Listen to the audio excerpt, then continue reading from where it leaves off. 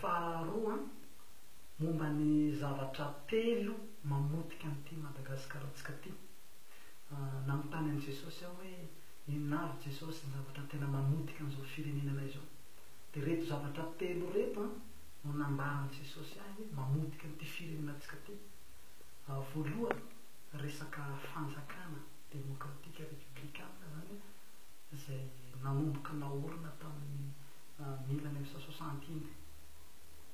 Zany hoe io fanjakana io zany anisan'ny tena naorina satrona devoly hamotehanantsika.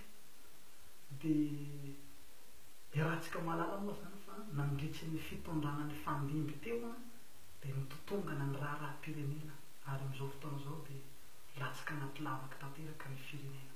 Ary izay nahatonga an'ireo artista maro namorona hira momba ny famonjenan'ny Madagasikara.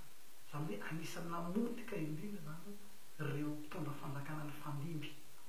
Dia nanontany an' Jesosy aho zany hoe ahoana Jesosy ny fomba hanavotana an'izay sy hanarenana azy.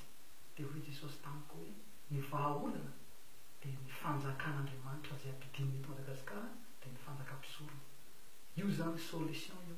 Dia ny fanjakam-pisorona zany izay haorina eto, io zany hanarenana ny fanjakantsika, dia ny fanjakana malagasy zay. Dia ny faharoa dia mamotika ihany koa ny resaka fivavahana.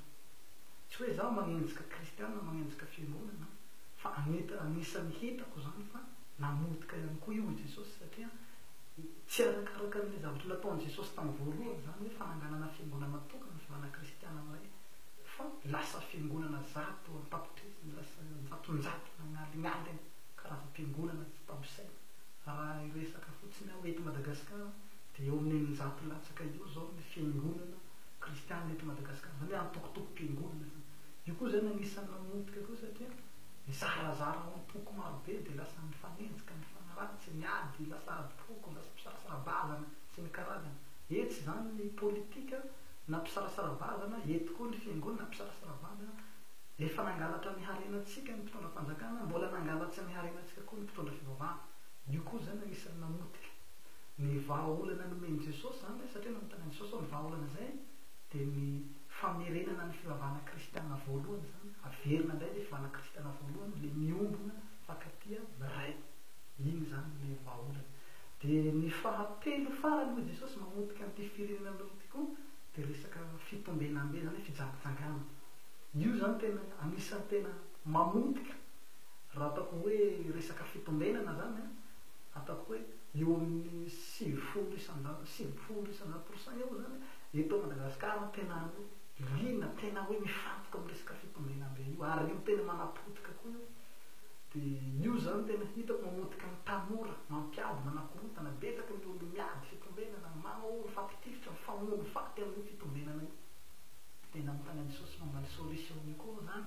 Dia hoy Jesosy hoe rehefa miorina eto Madagasikara ny fanjakako dia ho fohanako izay fiavana fitombenambe izay, fa ho alamitsika zany olo hanambady-tokana, fa tsy hoe hampirafy-tsangajangana anankirery sy ny karazany tsony zany. Dia rehefa natao zany ny fikarohana tamin'i Jesosy dia ho voavatsy ho ela zany ny olona mamotika an'izao firenenantsika izao.